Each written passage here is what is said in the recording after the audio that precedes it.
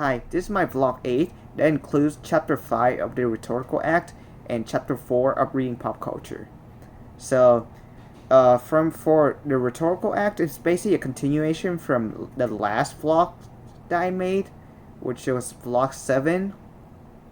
But to continue this, this chapter also includes some dimensions about rhetorical action, the purpose, the belief, the driving force, your argument, the structure of your rhetoric. It also talks about ways that arguments can go wrong.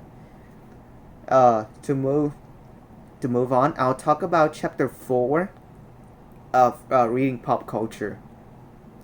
There was 2 essays in this chapter.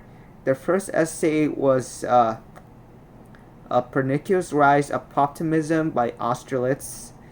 And in this essay, he basically talks about how pop music or poptimism, which is how critics are judging pop music not as harsh as other format music, and they're also giving all criticizing or giving attentions to pop music, and the author Austerlitz basically saying that pop music is not real music, and that everyone's listening to it is basically have a taste of a 13-year-old.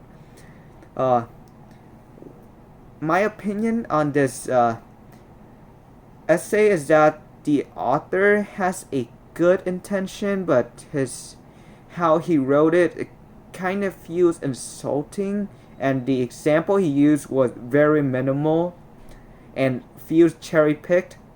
So I really didn't agree with what he wrote on the essay, because pop music is popular because it's very easy to listen to, and because it's mainstream.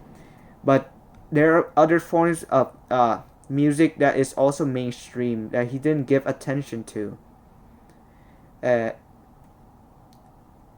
he also said that something along the lines of if you're not if you listen to pop music, then you're not a real music fan, which I find highly laughable, because I personally don't enjoy pop music, but I do listen to pop music from time to time, as long as they're good and they're memorable, because there are certain pop songs that are memorable and a certain theme behind them. So I don't see the problem that the author is trying to say here, because pop music, if it's successful, it will inspire other musical artists to rise up and evolve pop music to other genres of music. So the second essay was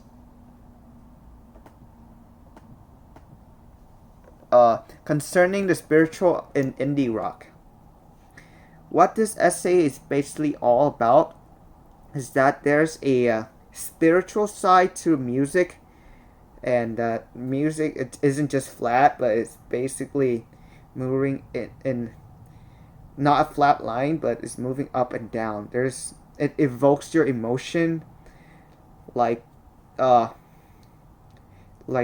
the author uses an example of a band that are able to use their music spiritually to connect their audiences together, which I think is a good thing, because like music, you can only you listen to music for entertainment, but there are certain people who listen to music because they find it calming, they like evokes your emotion. So I think that the message behind this essay is good, comparing to the other compared to Austerlitz's essay, because this essay basically is saying that music is good, and I think music is good. So, yeah, thank you for listening. This is the end of my vlog 8.